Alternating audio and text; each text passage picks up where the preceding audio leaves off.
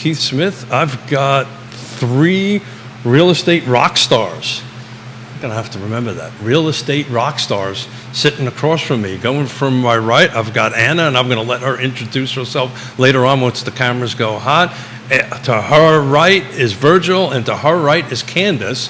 And we're going to talk a little bit once the cameras go live about a couple of things that we're a little bit passionate about at this. 2 things we're really passionate about this table: helping the Hispanic community in our neighborhood and real estate. And when we can combine both of them together, I'm just like super excited.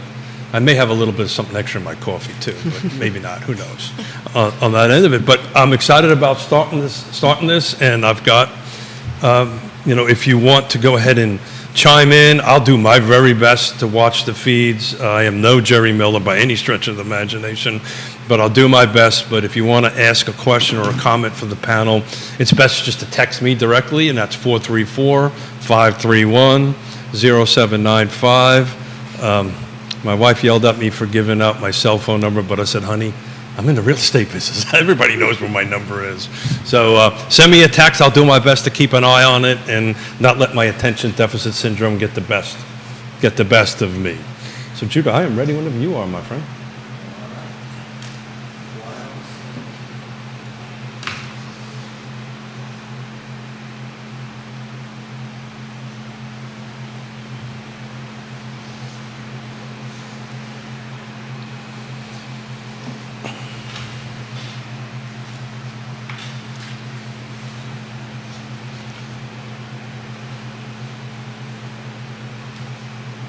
Good morning, everybody. Welcome to Friday's edition of Real Talk with Keith Smith. I've got a pretty exciting, at least to me anyway, panel sitting in front of me, and hopefully you guys will enjoy this conversation as well.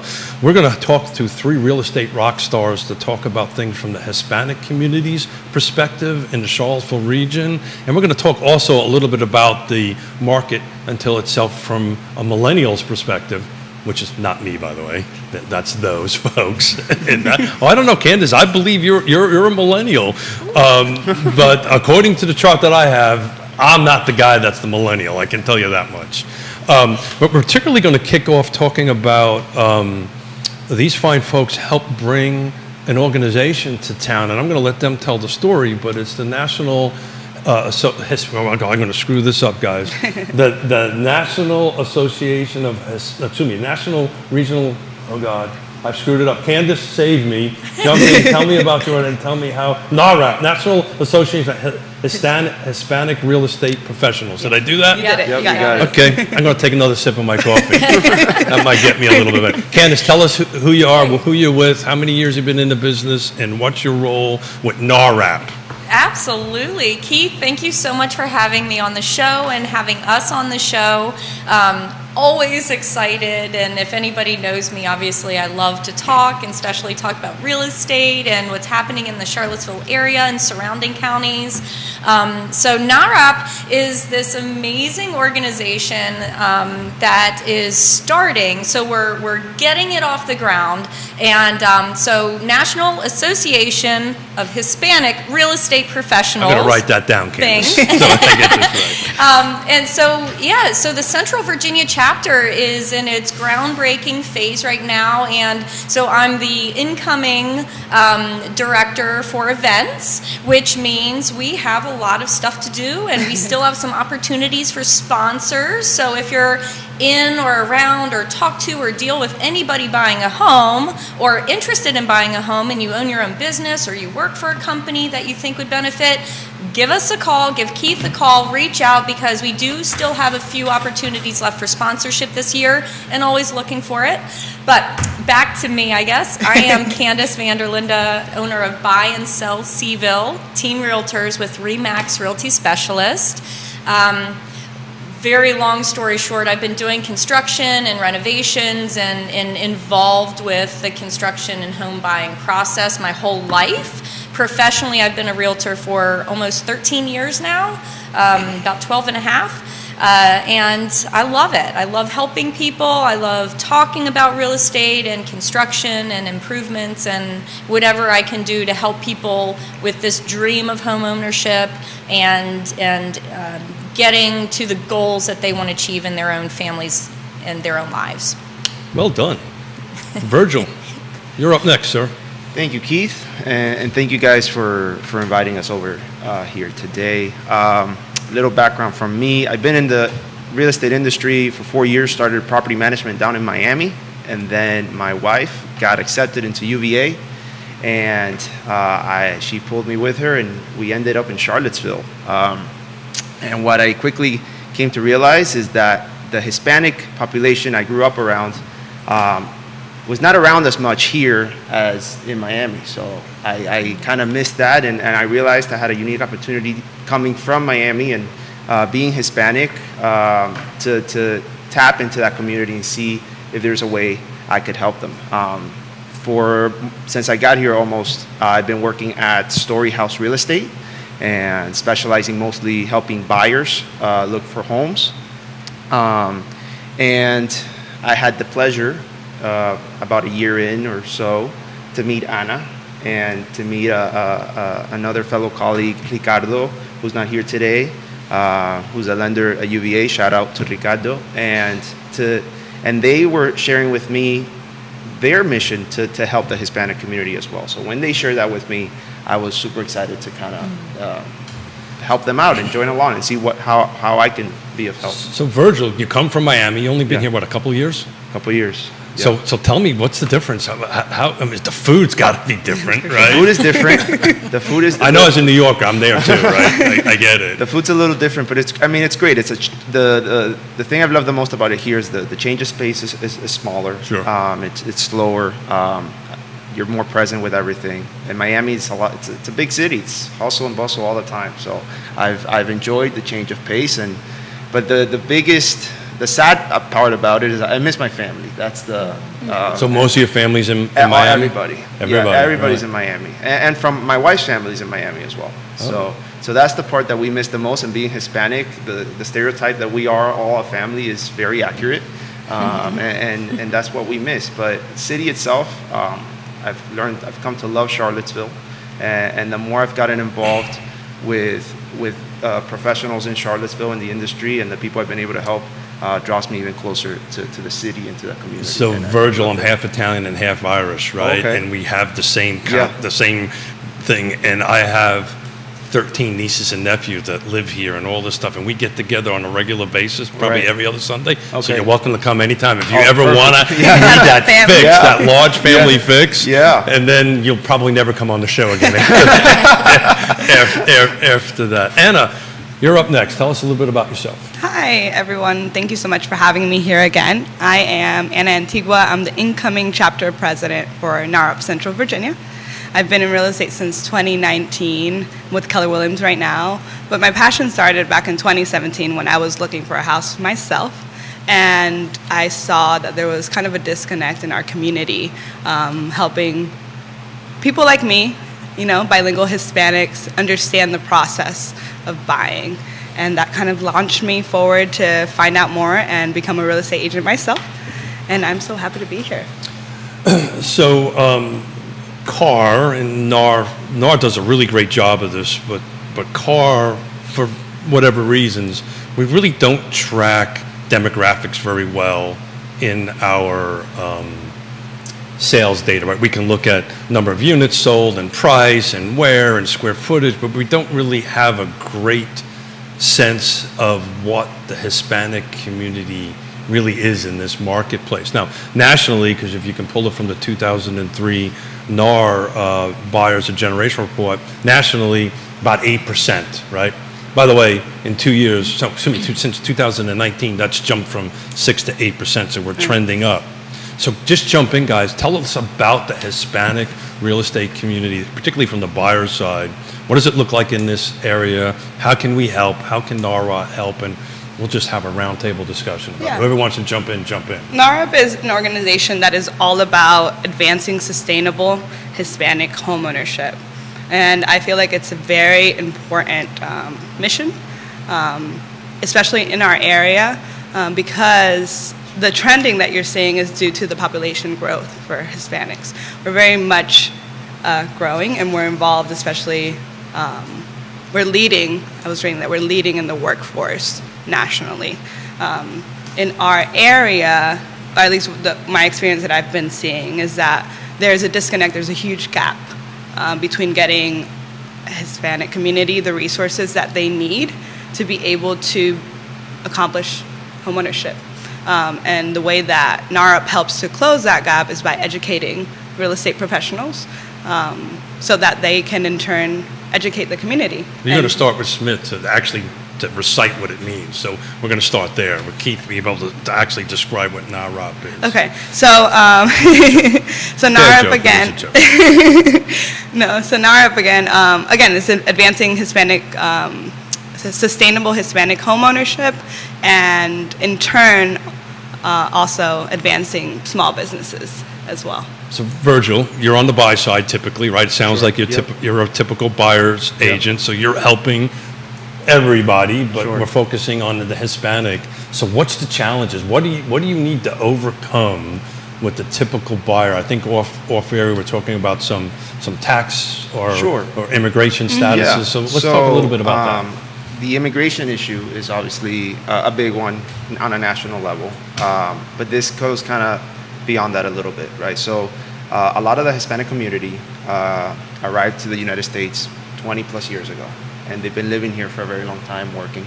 They have a driver's license, and they don't have a social security number, but they have what they call a tax ID number, right? Why do they have a tax ID number? Because they pay taxes. Because they pay taxes, right? So that means that the IRS knows that they're here. The state knows that they're here because they have a driver's license. So are they illegal anymore? I don't know. I mean, if you pay taxes for 20 years, I feel like you're pretty invested in the country. But because they don't have a social security number, when they go to a bank, how do you navigate? So how do you navigate a sale now, right? How do you navigate that with a buyer that may fit that circumstances to Scott Morris, right? Sure. Of Ross Mortgage. How do you? So how do you this take is those next where steps? the problem is, right? So a person with a social security number goes into a bank today, and they most likely will qualify for a regular conventional product, right? So you can get a 0% USDA loan, a 3.5% FHA loan, a 3% conventional loan, and so forth, right? You get a person without a social security number, but an ITIN number, they won't be able to qualify for those same programs. There are some banks that will lend money, but they'll ask for a 20%, even 25% down payment at times with a extremely high interest rate, right? So when the interest rate, I think, were like at 5%, they were charging about 12% to get these mortgages. Sounds a bit predatory. So that is like a clear roadblock to people that have been part of this community for a very long time, that have been paying taxes, that have been working, that have kids that go to school here, that, and they can't get a house. Not that they can't get a house. I mean, if they can afford the 12% interest rate and 25% down, sure. But why can't they be offered the same programs when they pay taxes just like everybody else? Right. And these programs are, in some places, when I first started looking, I called every state and try and figure out, hey, how did you get the 5% now, which, by the way, UVA Credit Union now has an ITIN program with 5% down and a true zero credit score, because that's another issue in our community. We don't use credit. We're scared of credit cards, and we just keep everything cash under the mattress. And it's a lack of education and information, which is what Anna was telling me a little bit before we went live. Right. So having these conversations, like in working with Ricardo, for example, and saying, hey, Ricardo, how can we bring awareness to these credit unions and banks? Like, what do we need to do to have all the legal stuff sorted out so that we can have better programs for our community? So the challenge is, and Candace, jump in here, the challenge is pretty much multiplied by many times factors, because we've been talking about this forever. Inventory is just non-existent. Price points are regardless of which report you look at, are climbing, right? And then you have this struggle. So Candace, how does the kitchen table conversation happen with a Hispanic buyer and help them navigate? They talk about what that conversation looks like. Yeah, it's really interesting as Anna and Virgil are talking about it. Anna and I have been working in real estate for years now together, and I remember in the beginning, we had this whole demographic of clientele that were interested but nervous because they had either been taken advantage of. Keith had a great word, predatory. A lot of people that I talk with in the Latino community or non-English first language speaking community in general are either taken advantage of in the past, and then they're very hesitant. Yeah, very hesitant to proceed or move forward or to trust anyone. And having stashing, working for tips, especially I come from the restaurant industry for, my first career before real estate, and, working for tips and having cash, getting, family money or things like that, and having it stashed under the bed, they think, oh, well, we have all this money and we should be able to qualify. So having the educated realtors talk with people and having the public generally understand that just because you have cash, it needs to be seasoned. A lender or a financial institution is not going to just accept a shoebox of, $20 bills. I would love that to happen because I come from that industry primarily beforehand. I could give you my address if anybody I know, wants to get yeah, rid if of anyone has extra. But yeah, so being able to trust that there are options out there and truthful individuals that will actually assist you through the process. And the best thing of all, too, especially working for buyers, you don't pay the realtor. A lot of the clients that we had in the beginning, Anna, like she said, she was going across state lines, calling everybody, working with all different lenders and all different people across the board to try to find these programs for the ITIN, the International Tax ID numbers, where people were paying taxes, had children born in the United States and going to schools. They were paying for the parks and the recreation and paying into this country and this community and still not having the ability to get a loan that was of the same standard that everybody else with a social security number had the option for. So she had done a lot of research, and we had successfully closed a number of people, and the word started getting out. So again, word of mouth, sharing within the community as to who to call and where to go and what options are available. Ricardo with UVA Credit Union, kudos to him too, because I remember when he came on, we met with him and we were telling him and telling Matt Switanos and telling the people within the lending communities this need was there. Yeah. So NARAP is national. The Central Virginia chapter is just getting started now because we have such a massive demographic of people that we can help. So NARAP National, statistically speaking, actually, since 2013, the Latino population in home ownership has gone up 138%, Sure. versus nationally other demographics, Right. it's less than 40%. Well, It's clearly, huge. I crunch in national data, local data. I'm a bit of a data geek on that stuff. Look, at the end of the day, there's 4 big buyer profiles going on right now. One of them looks like me, which is a boomer, right? And second is the millennial, and the Zs are there big time on that end of it. I think together that's 140 million people that are in that category. We're only about 70, and every couple of years we get less and less and less because we're, aging out. And then there's the Hispanic community, Yeah. right? These are the big buyer profiles. So when you start getting folks that are millennials and Hispanics and trying to buy, I'm just trying to go back to great. We've NARAP, we've got a lender, we've got a program. What the heck are they going to buy? Right. First of all, where the heck they're going to go? And I'm looking at another number just to throw it up for a conversation. The multi-generational home is up 14% last year, according to NAR.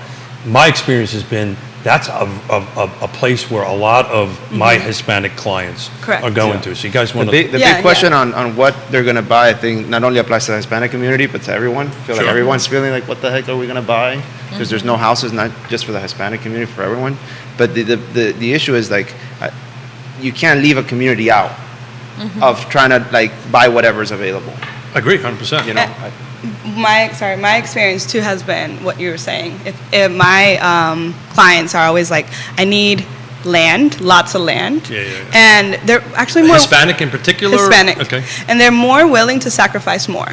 They're willing to. Oh, explain that. So if they were living in 2 apartments, now they can squish into a smaller home to be able to get a home. They see the value in that. Also, the other thing that I struggle with is they want to pay it cash and they want to pay it right away. They don't like the concept of credit. And if they can't find something, they're like, okay, Anna, find me some land. Then let me buy a piece of land. And And what's harder to buy than a house right now? Land. Right, Candace? I mean, Yeah. you come from the construction background. Everybody knows that I do. I mean, Jerry did a great job. There's only like 2 lots available in Albemarle County right now that you could buy and build something it's on. crazy. So that's a difficult conversation because that's harder than to find a house or a Right. condo. Yeah. Right. So Virgil, it's been my experience with the Hispanic community. They really understand generational wealth better than, I mean, everybody does, but they really have a good bead on it, to Anna's point. Yeah. So is that a conversation you guys have at the kitchen table with the Hispanic thing, that they're looking to Yep. grow generational wealth for their Absolutely. family and stuff Yeah, like that? Talk absolutely. about I that. mean, a lot of my clients have either been renting for a very long time or bought a trailer many years ago and have been just paying the lot on the trailer and just been living on the trailer for a long time. But they understand their kids were born here and their kids go to school here. And they're saying, okay, where are my kids going to live? How am I going to help? How am I going to retire? Like, all these questions are starting to come up and they're starting to think more seriously about it. I don't know if because, like, information is now more easily shared through the internet and everything than ever before. But everybody's being aware that they can be better off than where they are. But they don't know how to get there. Right. And they're scared, right. right? Because they don't know. They're not educated. They came here to work. They didn't come here to learn Work, anything. save money, and and for their live the- families. and- And give money back to their kids. give and money their back to families. their kids, and live the quote-unquote American Yeah, dream. they Right. are. And, That's what we see too. So across the board, like we said, available options for home ownership are down, no matter who you are, no matter where you are, no matter what price point. I've got multi-million-dollar clients looking for land to build something, and Can't it's find just not available. So no matter what scale you're looking at, obviously having an equal playing field with a 5% down payment, not 25% down, and a standard interest rate, if it's 6 or 7% versus 15%, doubling. So getting that on a better equal playing field is the They can first compete goal. fairly, Correct. right? Yeah. They can Right. compete. They can Sure. compete fairly. And if they lose to an offer, well, they lose like everybody else. How many other people do we Exactly. have? So how do they usually take the loss, right? That's an interesting question for myself. Do they take it? Do they go, okay, they stay in the game? Do they give up easily? I feel like my clients are really resilient compared I agree. compared to somebody who can have like an FHA or a conventional. Yeah. And they want to get the property. Like, they're willing to sacrifice more. Yeah. They're very inspirational to me, actually, because as the market, people want to wait because they see interest rates rising. And I had clients who didn't. They're like, it's okay, Anna, how much is it? We're going to do it. We can do it. And now those people are in a better position, Yeah. actually have rates that people now who have FHA, how it's at 7%. I had clients who took the opportunity and they have it at a 7% I-10. Now, I-10 has doubled, but before, what I mean? But but once they're in, they can potentially refinance. I say this all the time. My first house that we bought, we paid 18% and refinanced it a bunch of times. I do want to get back to NARAP. Yeah. And I do want to get back to this sponsorship question, right? Yeah. So Virgil, I'm going to ask you this question, and I'll let you pick it off. Give me your 2-minute, 1-minute elevator speech why I should donate to NARAP. And by the way, I've got a text here for somebody who wants to donate, so make it good so we can get some more. We can get some more money. So before No pressure, by the before saying like why donate, you got to understand what NARAP, what we're trying to do with NARAP here, right? So it's an association catered to help Hispanic professionals or any professionals that wants to get involved with the Hispanic community and the Hispanic community itself. If you know the Charlottesville Area Association of Realtors, you know that it's an amazing organization that helps realtors and lenders with education, resources, and as a result, they're able to really provide for this community very, very well, in my opinion. And I think NAREP is the association we need here to do the same, but more catered to the Hispanic community. Why? Because when I got here, I didn't know a single Hispanic person, and we were all scattered. The professionals and the community itself. Everybody's kind of trying to do help in their own way and their own thing. And I feel like we can help each other more together, right?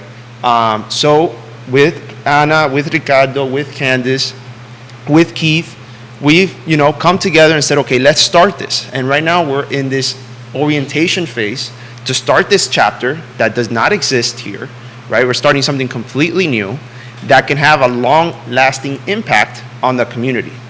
Because when all these Hispanic community have kids and they want to enter the real estate industry, guess what? NAREP can be there to orientate them, to educate them. But it's more than that, Virgil, right? I mean, I may get myself into a little bit of trouble here, and navigate me if I do.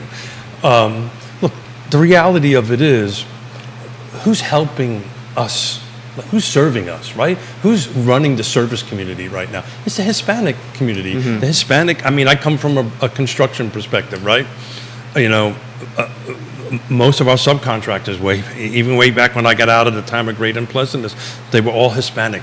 They showed up at sunrise, went down at sunset. They were just unbelievable to help us get forward. So if we can't help the people who serve us, right? Find a place to live. It was one of my things that I've been quoted. I said, one of the great things about what we do, one of our whys is that we get to help people with one of the requirements for a trip around the sun, right? It's clothing, food, and shelter, right? So if we can't help the people who serve us with shelter, and that's what this donation, that's what this sponsorship is going to do. I needed to jump in. Please, the sponsorship money, it's going to help us open this chapter. The National Association, or the National Association of Hispanic Professionals, NAREP itself, puts goals in front of us. Like we need to meet certain goals to start this chapter and to make this a real thing. And that's why we need help. We need help from anybody that's willing to help sponsor us, because we need to get this started, because the community needs our help. And the professionals in the community need our help. And we need to work together in this. And that's why we're asking for help, because I think it's a big deal. It's never existed here. And by sponsoring us now, you can be one of the first. That's a big deal as well. Like if you see the potential here. So how do I help? Candice, how do I sponsor? So, by the way, I left my checkbook home. But how do I sponsor? So sponsorship is really easy. Michelle is there. We have an email address. Maybe we can pop out there. But reaching out and letting any of us know, and we'll get you the form. Just fill out how much you want to sponsor, the name of your company, entity, or your name, and tell us how much you want to sponsor. You'll get in with logos and information, constant. Our world is bombarded with social media presence. However, quality, effective social media presence in front of all of this huge community and demographic. So not only do you as a business owner get your name out there through NAREP and NAREP National in this NAREP Virginia chapter, you also get to share what you're doing. I know like at Colonial Auto Service, for example, they have who they sponsor all the time. Charlottesville Settlement Company, they sponsor a lot of really worthwhile organizations. There are so many ways to spread the word on what we're doing because we are helping people. One of the biggest things, talking about what Keith had said earlier at the kitchen table, one of the biggest challenges I see with most people who, a lot of my friends and family and close relatives are Latino. They're from Mexico, they're from El Salvador, they're from Dominican Republic. And they come to me and they go, oh, well, we had this opportunity, we bought this house and we assumed a loan or we got owner financing or something 10 years ago. Well, now we want to sell and buy something different. What do we do? Well, if the home is in disrepair, or I have one person in particular, a retired person who has no debt on their home, but it is in so much disrepair, they have this number in their mind that they have to get. I said, well, why do you feel that? Well, because I don't want debt. Well, why don't you want debt?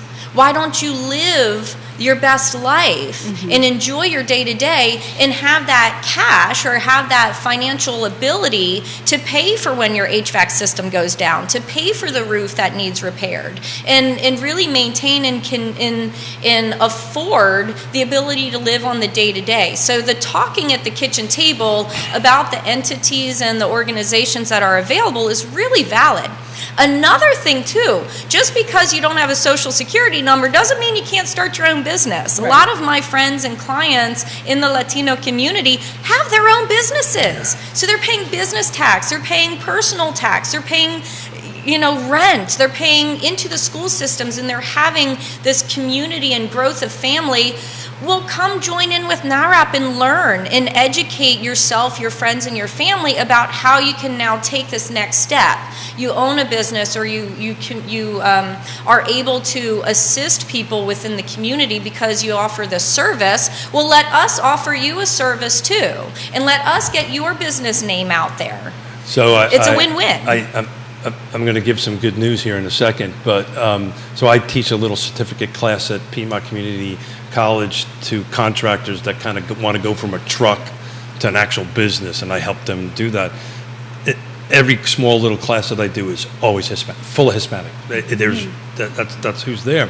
But Virgil, your little elevator pitch worked. Johnny Ornalis of El Mariachi is going to reach out to you guys and is going to sponsor. So look, the power of social media used for the good, not for the bad, is going to get you guys. We really thank you. We really, and I may get a margarita out of it.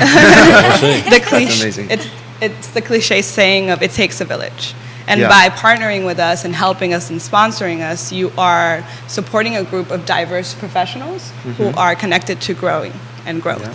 So thank you so much. Yeah. Thank you. So pivoting kind of away from that back to the general market overall, right? We're all in that space, right? We're here to talk about the Hispanic community primarily today, but for helping folks across the board. We all got a little bit of different experience. I've got 3.5 decades, and we kind of go from a couple of years to that point. So from your perspective, I've coined this term called O-shift, right?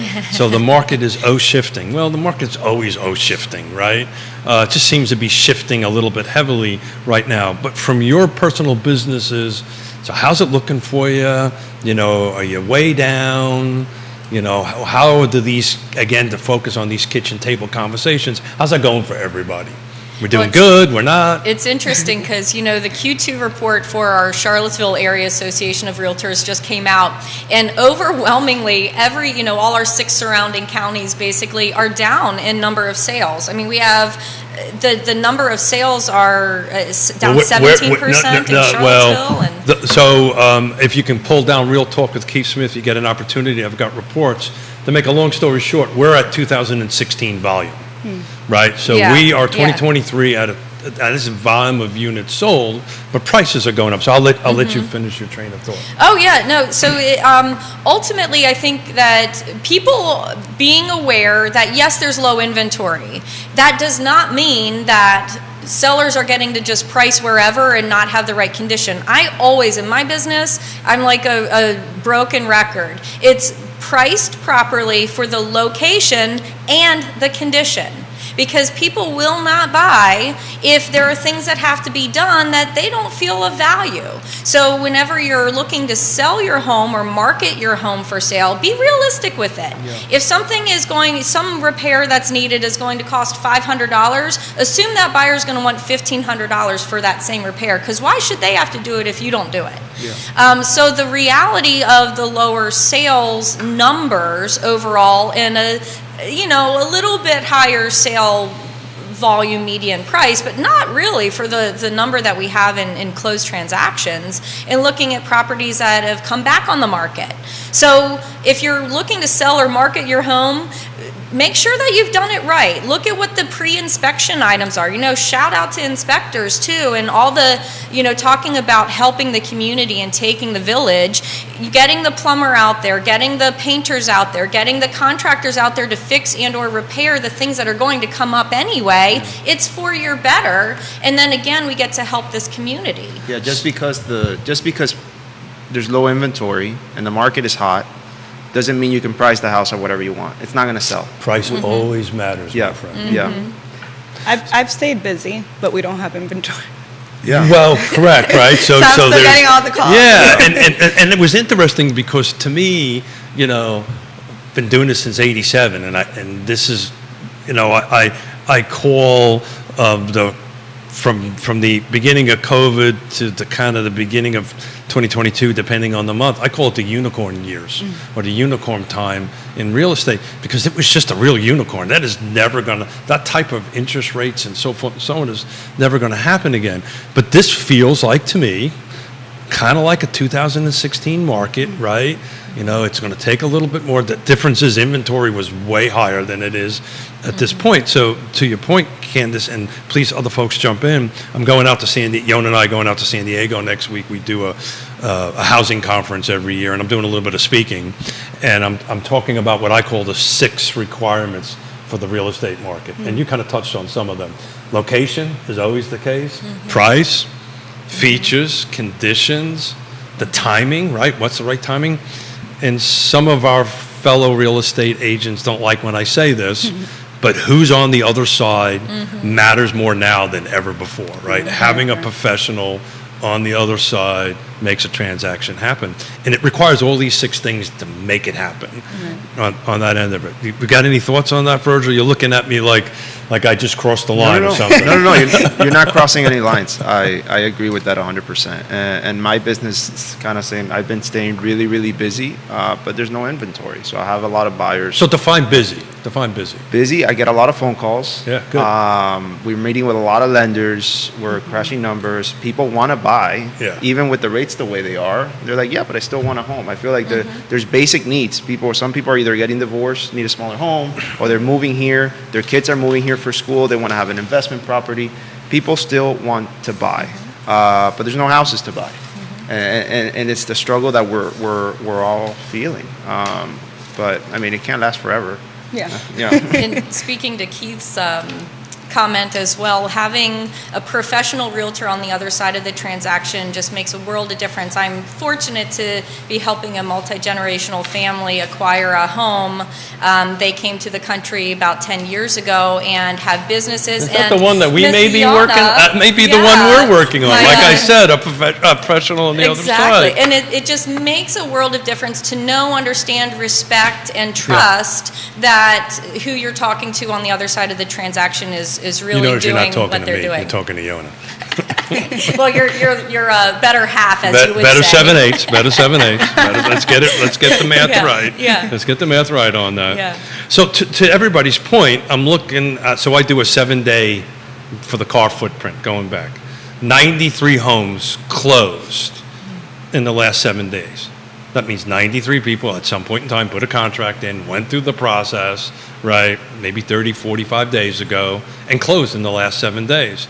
That's at 7%. So people are out there doing it, right? It can be done.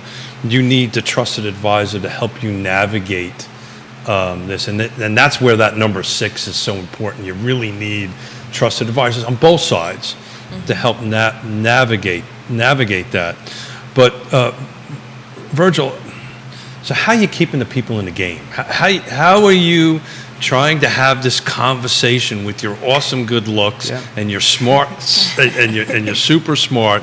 How do you keep Keith in the game? Where I want to give up. How do you do that? What is that conversation? They don't want to give up. Really? Yeah. So none of your clients hit a saturation point? Is this specific to the Hispanic? Maybe one or two. I mean, Is a good portion of the Hispanic people, they don't give up. They're like, we'll just keep looking until the right thing. I get that, but let's Yes. talk about somebody who's not Hispanic. But somebody who's not Hispanic, they're kind of in the same. A lot of them are not in a rush, and the ones that are willing to sacrifice a little bit more and take a little bit more risk to make it happen.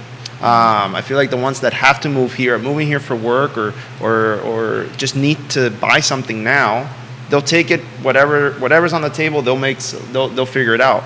And the other half is just not in a hurry and is just willing to wait for whatever, because they understand how valuable it is to buy a home. And the point I made to this client the other day, it's houses right now are rare. When something is rare, it has value. And it will hold its value, and the value of it will grow, because guess what? Not a lot of people have it. So yeah, if you have to pay a little bit more for it, above asking price, even if you have to get an interest rate a little higher right now, you're going to get something that nobody else is able to get. Mm-hmm. So it's worth getting it. Mm-hmm. So even in this hard market, because there's not a lot of it. In 2008, it was the complete opposite. You were buying stuff that everybody had, and there was extra to go around. Don't remind me of that, okay? Yeah. But here it's the other way around. Nobody has it. Everybody's looking for it. So you can get your hands on it, even if you pay a little bit more for it. You're in a good spot for a while. I mean, how long do you think it's going to take for inventory to go back to what it was? Well, that was the question I was going to. I've on record have said I think this is 5 to 10 years out. I'm with you. That's what I've been telling people. So if you buy something now, why are you saying that, Virgil? Because I saw the data before COVID, and the numbers were very, very different than what they are now. Like more than doubly different in inventory level. Like for us to go back, there has to be an explosion of inventory, right? For there to be an explosion of inventory, you either have to build a lot fast, which is really hard to do. It ain't gonna happen, right? Especially here, right? Or there has to be an enormous amount of foreclosures, right? Everyone's going to foreclose. And why won't that happen? Well, who's going to foreclose on their 2%, 3% mortgage? Who's going to want to stop paying that? Well, I mean, people that could happen, right? God forbid they lose jobs. Sure, and stuff but like that. even like. But Candace, why won't that happen? What if most people have more now than they've had back in 2008? Well, there's hopefully more equity. Yeah. Again, if you maintain your home, you'll grow in equity and you'll be able to utilize that value. We also saw, with low inventory, there are a lot of people, again, like a few years ago, taking out, refinancing. Even if interest rates are at 7%, if they were at 7 or 8 or 10 before, and now they can pull out $200,000 out of their, $500,000 now priced home and redo a sunroom, add a garage, add a basement, finish it, add a bathroom, do something like that. Right. They have this opportunity to do it instead of moving. So there's another thing too, especially with the Latino community and the Hispanic community, the resilience I see is, a lot of my clients have contacts. Oh, we need to, we are looking at this home that's outdated. It's priced well.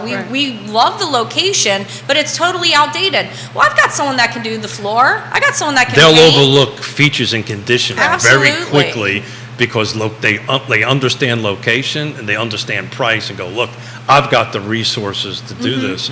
If I had $1,000 every time I get a phone call about, hey, do you know a plumber or electrician? Yeah. This island Yon and I go to down in the Caribbean, we would own, right?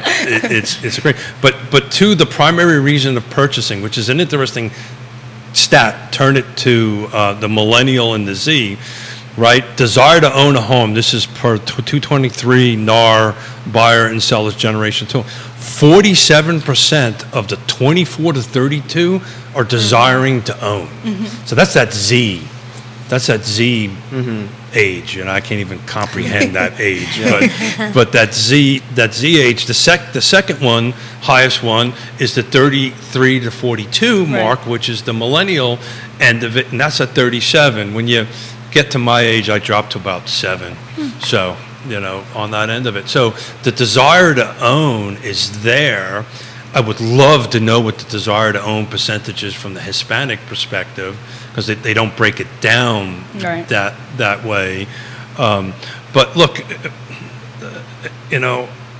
I'm inventory. I've been on the record to say it. I'm going to continue to say it. we're not going to build our way out of this. This is going to be a 5 to 10 years. It's going to require a lot of trusted professionals and advisors to navigate it. But Candace and Anna, jump in. Why do you think it's going to take that long from your perspective to get that far? Well, if you look at the building permits pulled by county and by location or municipality, and also looking at the municipalities that are open to commercial and residential growth, there's a reason Waynesboro and Stanton are really starting to boom, and we have larger entities that are looking at bringing in a lot more jobs, which then home ownership in residential communities that are being built out. Now you don't have to drive across the mountain or drive 45 minutes away to a job that's actually going to be worthwhile to pay your mortgage. And then whenever commercial activity and residential activity increase the tax base, well, guess what? Your schools have more funds available to do improvements and offer better education and more quality teachers that are involved. Your parks and recreation increases. And then if that's increased and more people are living in the community, then it all becomes better. Then your restaurants, your shops, the hours of operation can open and increase and allow for more accommodations. So really, I love the statistic. 13 years ago when I was getting into real estate, it still is true today. For every 2 homes sold, a job is created because of the amount of people that are involved throughout the whole process, before, during, and after. So really, home ownership not only benefits the family, it benefits the community. The statistics, obviously, everybody's aware of the child education and statistic rates of growth and improvement when a young person knows they're going to bed and waking up in their own place and secure and safe. Warm and comfortable, they can be, people can become better educated. And then again, the extracurricular activities and the fundamental features of life that this country was developed for. I'm getting goosebumps. I love the fact that and I the was AC's born not even here. on. I know, right? Like, gosh, yeah, not even that. I'm just excited. So Anna, can you play off of that excitement? So why do you think we're because you're kind of new to the business, right? Right. So from your perspective, why do you think we're like years and years out? I mean, what's your thoughts on that? I like psychology a lot. So I'm sorry? I like psychology a Oh, lot. wow, I went cool. to University of Georgia for psychology. I did not know that. I know in real estate there's a Am lot I of getting analyzed right now? psychology involved. Yes. I am going to make my opinion is that there's that scarcity mindset happening, and it's causing what we're already talking about. Nobody wants to let go of what they have, and they want to hold off to maybe sell it off in the future for way more. So I think that makes the trickle or everything slower, that you're holding on to what you have. So you have that scarcity mindset. So I think I agree with you, it happening between 5 to 10 years, because everyone is like, I don't want to let go of what I have, and maybe in the future I can get. Well, I was having a conversation yesterday with a buddy of mine that he bought in 2020, new construction, and he has a rate of like low 3%. There you go. Right? Mm-hmm. And he's from New York. He's thinking of moving back because his family's there, and he was telling me, Virgil, like, if I sell the home, I have to buy a more expensive house at a higher rate. Mm-hmm. I could probably rent my house and make some profit out of it. Correct. But I'm never going to see this rate again. Like, I do not want to let it go. Like, and especially if he doesn't have to. And I feel like a lot of people are in the same boat. They don't want to let go of that mortgage, that unicorn that you were talking about, Keith. Like, who wants to let go of that unless they absolutely have to? The other thing that we have been bombarded by social media, and I know for a while it was like flip the house and make money this way, and like buy, and like you would find those deals, and we completely shifted from that. I was reading something on Bigger Pockets the other day. I forget the term. Maybe you can remind me of the term. Somebody can secure a rental and have an agreement with the owner that they can rent the rental and just make like thousands of it. So that's like a rent to own, rent to purchase. that, when we've talked about this with Jerry and I on the show for years, there's seller financing. That sounds like a little bit like that. So if the seller does not owe anything on it, they can go ahead and do a seller financing. I said this on the show, and I will continue to say it. The 3% mortgage was not a good thing. It was a great thing at the time, but it has really put people in boxes. Jerry and I were discussing this the other day on one of the shows, that I'm sitting at kitchen tables and I'm looking at people across that. They're panicking because they have to move. I don't know what it is. Maybe it might be just the way things are going these days, but we've got a ton of divorces we're dealing with right now. And they have to sell. They have to sell. And now they're in this panic because their They're going income to lose now their unicorn. well, their income now is split in half, right? In theory, right? And now neither one of them can buy. So as a real estate agent, you're going, I'm getting the listing and I'm potentially getting 2 buys, but that's not where we are right now. We're trying to negotiate. We're trying to navigate the psychology part of it, but one's living on one side of the house and one's living at the other side of the house because they can't move. Yeah. And very this real. is something I've never seen. This 3% and the impact of it in 3.5 decades is putting this market in a different place than we've ever seen before. Well, some of it too, Keith, you had a great point earlier as well. I was involved with when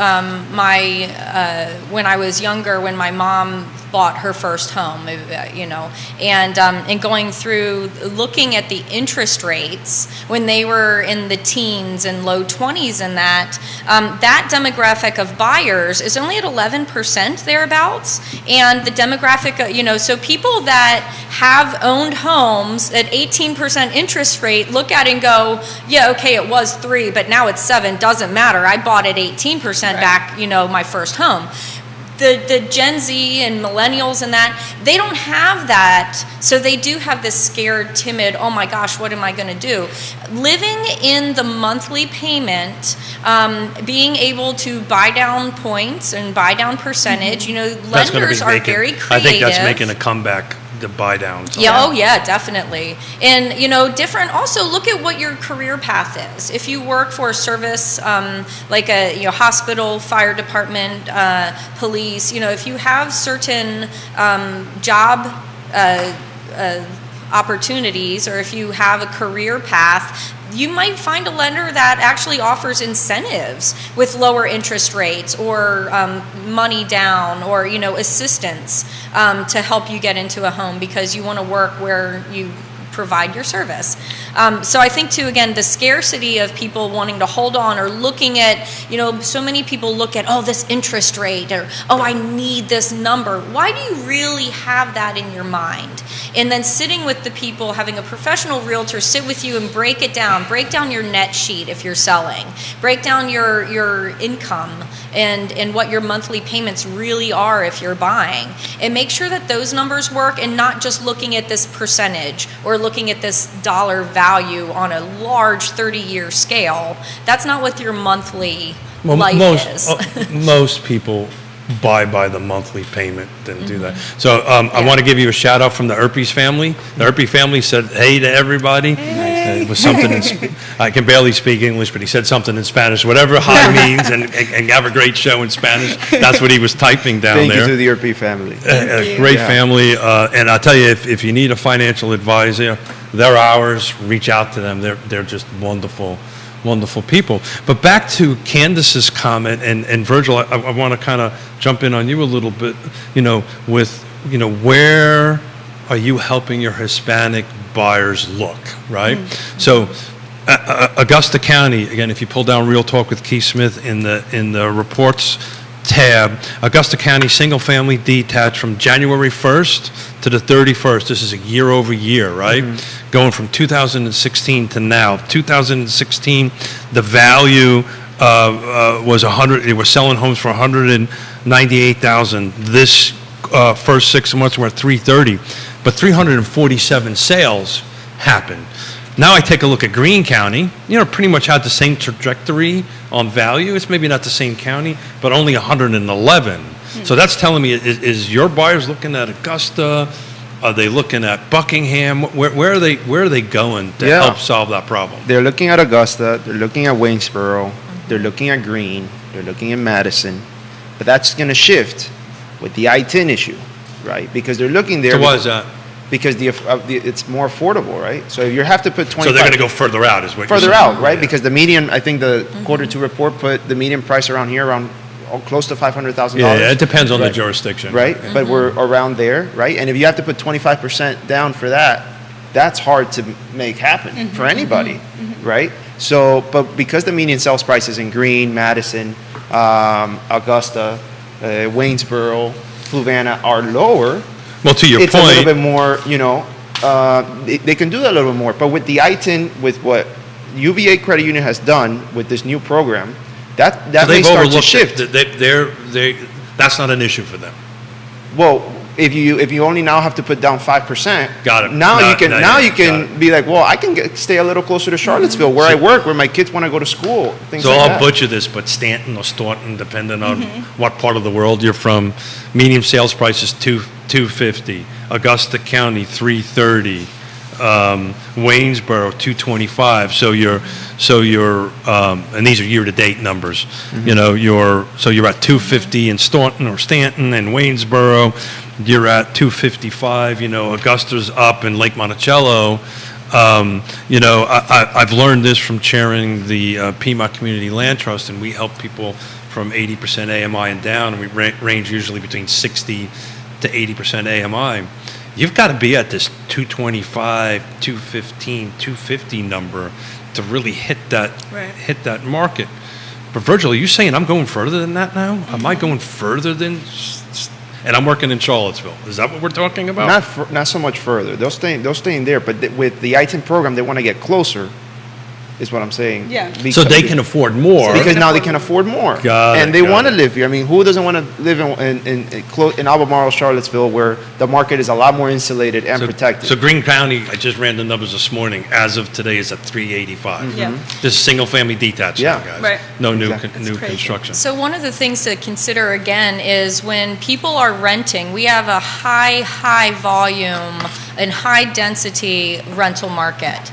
Apartments, attached homes. But those you are going know, up, Candace. Well, but Rents. however, so if families are renting and their kids are in school in the Charlottesville, Albemarle locations, and they can afford in Greene or Louisa or Orange or Stanton or going elsewhere, well, then the kids don't want to uproot their children from They their don't. friends and their family. So with this 5% down program, staying in the community and staying in the central area within the school district that the children have already started attending, that's really valuable. So you ask a lot about the pushback that buyers have in proceeding. A lot of it comes down to, well, I've got 3 kids and they already have this established, sports teams and friends and schools, and even though we really want to buy, man, we can't afford anything where we're already living. And I'm going to take it, for the sake of a talk show, I'm kind of going to take a counterpoint here, just throw something out.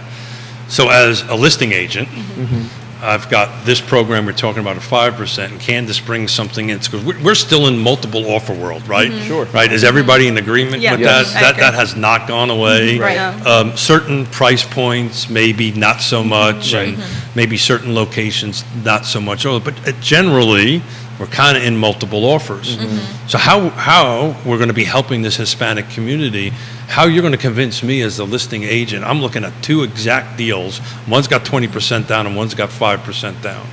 So that's not any different, like working with anybody else, Yeah. right? Than working with somebody that Or a has VA USDA loan, right? I'm or I'm a right, disabled exactly. veteran. That's no I different. hate If that you- when people If you get a USDA use loan that. or a VA loan or an FHA loan, and it goes against a conventional 20% down, you're gonna lose. Okay, so that doesn't Oh, matter. you're really going to lose. Well, I've won.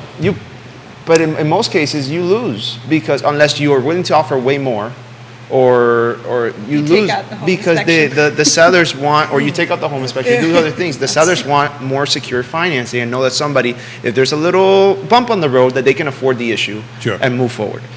So it's more certain. But by having this new I-10 program, at least during the conversation, just like everybody else. Before, they weren't. So are we now seeing recently, last couple to 3 weeks, month or so, Are we starting to see home inspections work their way out of the market again? Are we starting to have. see that Yeah. on that? I'm seeing on that end? I'm seeing home inspections go in. I've been Good. able to negotiate a couple and Good. been able to get credits and look, I don't think it's just being thrown out the window. I'm Good. also seeing less cash Really? in the competition. That's It's not interesting. coming up as much, at least in the last month and a half. The offers we've written, I'm not seeing it as much. Well, I'm going to look up a quick report and see, while you guys are chatting Yeah. to see what the 93 that closed for the last 7 days, how much was What was cash and cash? how much was Yeah. that? I would say too, look at where I'm assuming that the more of the cash is going to be in a higher price point and closer into the city. Yeah. Because there's more competition, but Virgil, I might push back a little bit on Sure. that. I'm looking at those 94 transactions. 24 of them were cash. Yeah. Yeah. So And I'm again, seeing what I'm price seeing more point is that cash in? than less cash. It's Okay. because of the interest rates. And my sister actually was just debating whether to do a loan or cash, and it made more sense to use their cash than. Well, to see, use a loan. I'd suggest the opposite. But, I know, but they were making. Well, they're going to use it as a rental. Okay, And- got it. It's an yeah. investment property. Yeah. Now I get it. Yeah, I get it. one of the things too that was brought up, everybody knows I come from the construction world originally. My life, I had a paintbrush in my diaper. I was, too short to work the saw, so I was standing on buckets and stuff. You I used to was work really- track hose and skid steers Oh and God, stuff yes, like that. I love it. Yeah, so one of the things is, I've seen talking it, about. actually. Yeah, I like to, my I ran the other nails way, in the by crawl the way. space. I ran the other way. But really, when you're doing a showing, educated realtors, like I know my agents that work on my team, you're getting in the crawl space, you're looking in the attic, but you actually have the wherewithal to understand and identify with the buyer during the showing, hey, these are things that are going to come up. I'm not a professional contractor, I'm not a licensed inspector. We have great inspectors in that, but listing agents doing pre-listing inspections may or may not be a good thing. That's a whole nother ball of worms we can, talk about. Oh, I love pre-inspections. Yeah, and but just making sure that your buyer goes in fully protected and knowledgeable with their professional realtor on what to expect with that home. So if it is competitive and they go, you know what, we really love it, but I don't feel comfortable waiving a home inspection, great. We've already been through the home with a person that's knowledgeable to tell you, yes, it appears that on this street there's 5 homes out of the 9 that have radon mitigation systems. This is what it looks like. This is something to be aware of. If you test and it's high, you're going to be responsible for that. The windows need replaced. The windows, roof, heating and cooling systems. Some of the big ticket items, if those are identified before you put an offer Right. together, I always preach to my agents That and needs to to my be done at clients the to do listing that. side before you get on to It is, kind of yeah. understand And where for you're going. the I'm buyers just to shocked out of the understand. 24 cash. I thought it was high. I didn't think it was that high. So again, that's just a 7-day snapshot Yeah. on what it looks, and I would love to break it down on what jurisdiction. Yeah. My suspicion, most of it's probably like in Albemarle County and Sure. some of the higher dollar volumes. But back to your point about and to play off the new construction a little bit. Back to your point on there's hard things to find at certain price points. I'm experiencing, and I'd love to see what you guys are thinking. I'm experiencing people are pivoting to new construction more often. If they're at this $600,000, $700,000, $800,000 range, which is not affordable by any stretch of the imagination, meets the affordability check on it. But they're moving to new construction in a huge way. Are you guys seeing that also? I've had more of a shift. Oh yeah, that for way. sure. Yeah. And, So how do you navigate that? Because new construction is a different animal from a real estate perspective, right? Yeah. Right? It's a whole different set of contracts and negotiations. How's that going for you? Like anything else in real estate, you have to be able to explain to your client what they're getting into before they get into it, and make sure, like Candace said, that they're protected in all ways, that all the inspections are being done accordingly. Yep. I'm seeing more of a change to that, because also there's no inventory, and so where are they going to go? They Right. want a house, so the ones that are available are the ones that aren't built yet. So maybe that might be the reason as yeah, well. I why agree with that. turning- And a lot of our clients that have been not in a hurry, and that are in that price point, because lower than that, it's really hard to find Sure. a good It's new impossible. construction, right? So, they'll definitely go and do that. And then there's clients that don't want to live next to a house that looks exactly like theirs and want to build something on their own, but then they can't find land, right? So I've got 3 custom home clients I'm working with right now, and the 2 difficult discussions are where am I going to go, which is always the number 1, which is location, and then number 2 is price. I mean, a custom home, you can't find anything that doesn't have a 1 in front of it, and I'm not talking 100,000, Yeah. right? Yeah. Right. Yeah, these are 7 figures and up, and in a way, I was like, oh man, I should get back in the building business. Right? But the cost of constructions are off the Yeah. charts Yeah. and all that stuff, and that is a hard conversation to have with somebody who's relocating, Right. right? They're Right. coming from that. We were talking off air. Area median income by HUD for our area is $123,300. Let me repeat that. The area median, sorry about that, Neil, median, I keep on saying medium, but it's the Yankee and I just can't do it. Median sales income is $123,300. Miami, what was it, 90 something? 74, you said. 74,000. That's in Miami. That's great. I'm doing a thing in DC in September, and I'm on with all these people from these different really luxury markets, and their just minds are blown that we're 123, and that's where these costs come in, right? Right. This is why this stuff is so expensive on that end of it. But I'm trying to wrap my mind, Virgil, right? I mean, we joked about this. Quentin Beck and I was joking about this on the show one time. We're going to coin the term "fly until you qualify." I mean, people going to Harrisonburg, beyond Harrisonburg. I mean, where are you going to help your client at this $250, $350 price point? How are we going to help them? It's very hard, and a lot. It's you have to either save more money or wait. If you're in that $250, $350 price point and you don't want a condo or a townhouse and you want a Even single that's hard to family come home, by. Yeah. But if you want a single family with a little yard, you're gonna have to go a little further and be very patient until the right thing comes along. And my buyers are just, especially the Hispanic community, they're loyal. If you really help them to them, they'll stay yeah. with you and they're loyal to you and they'll wait. And they'll wait. When this ITIN program came out, I called the client for a year and a half ago, and because I always check in with them and I'm always on top of them. And they're excited that they can now afford something a little bit more and their situation is a bit more realistic. And it's just patience right now. That's true. I'd love to chime in. It's real talk. You have to be real with your Look at you, huh? clients. It is. And Well done, you know you what? did, yeah. It doesn't I gotta do write us that any down. good to not be honest and real with our clients and say, you know what? You want A, B, and C, Yeah. and you can get D, E, and F, but you're going to need to give up something. What is it you're willing? You drive a little further or you have a smaller home? Right. What is the value to you? I'm going to give a realistically? shout out to Michael Guthrie. I don't know if he's watching or not because I'm not following the feeds, and I've totally plagiarized this line from him, and I use it regularly. When you sit down at a table and you have these honest, I'd rather disappoint you now Yep. Right. than disappoint you Yep. at some point down the road, right? Yeah. I'd rather have this hard, tough kitchen table conversation. Yeah. And Well, I'm working with some Hispanic clients right now that they were getting a little issues getting all their paperwork together. Sure. So we spent the last 2 weeks just calling all their people just to get the paperwork that they need, right? And at the end of it, we were kind of finishing up. They were like, "Oof, the hard part's over," and I was like, "No, the hard part is just beginning.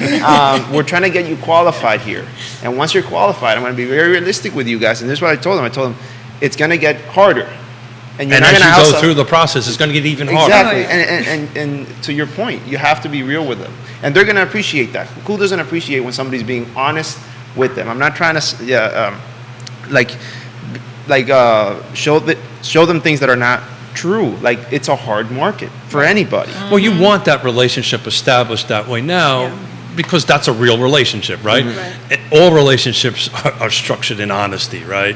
And if you're not, and it's not that I'm saying other people are dishonest, but they may not be sharing accurate information. And, omission is also Yeah. a bit of a sin in my book. But look, guys, we got 5 minutes before we wrap up. I don't know if you guys realize this, but this has been close to an hour and a half at this point talking. So I want to rally back around why we started with NARAP and how people can help. And we'll just do a quick little round table and let you guys kind of wrap up a little bit. And then we'll get on with our day and try to help people buy and sell and make dreams happen for that one trip around the sun every year. Do you want to share the Anna, event? Anna, since you are the chairperson, Yes, let's I'm do going to it. let you wrap up. You say whatever you want to say, and we'll move down the line. Yeah, we have our first virtual event coming up August the 17th. We will be share it with Keith, so you guys can please register and sign up.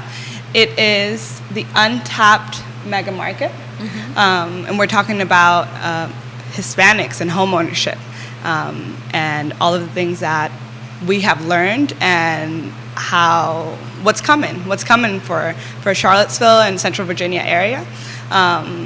Please, again, register, sign up, support us. We have been working hard since we started in 2019.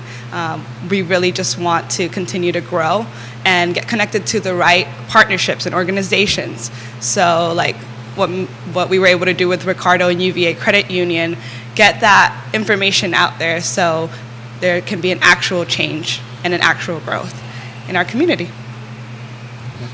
Virgil, well done, by the way. Thank you. This is a big deal. We're starting something completely new, and we have a unique opportunity to help the Hispanic community and the professionals involved. And I think you would want to be a part of that, because it's going to make a very long-lasting impact for longer than I think we can anticipate, just because it's going to set the foundation for what can be a very beneficial headquarter of resources for everybody. So come join us. Come to the event August 17th, 1 p.m. It's online. It's free. So just put it there. Just listen to what some of our panelists have to say, and come be a part of NARAP Central Virginia. So I love movie quotes and things. Help me help you. There you go. So- that's not. Stop that. I literally wrote down, help them, help. Yes. Stop it. So advancing sustainable home No, I can't say ownership, it. NARAP is here to bridge the gap between the tools and the resources for the community that currently doesn't have a voice. Just plug away. It's free. It's live. It's virtual. We have 4 panel members, UVA Credit Union, the Diaz team, Peter, Joe. It's going to be an amazing event. Chime in, register August 17th, 1 p.m. Just come learn about it a little bit. And as sponsors, you get your name blasted. You can blast it to all your clients and everybody.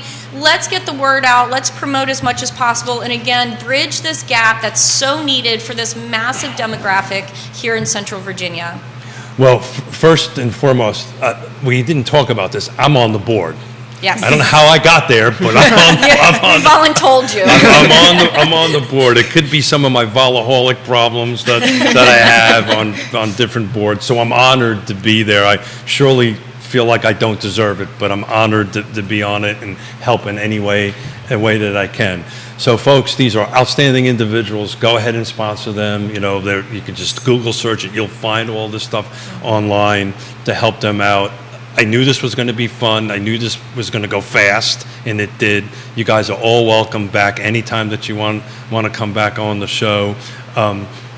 Jerry's going to be back in that seat where Candace is. I miss my buddy dearly, but I'm so glad that he took an opportunity to spend some time with his family, and I hope I didn't screw up things but so bad since he was gone. But we'll be back on Monday with Jerry in the spot. We're going to do a little bit of Batman and Robin and catch up with Jerry and catch up on the market. But everybody have a great weekend, and we will see everybody on Monday. So Thank have a you. great day, guys. Thank you. Thanks. Thank you, Thanks, Keith. guys. Appreciate it. Thank you. Thank you.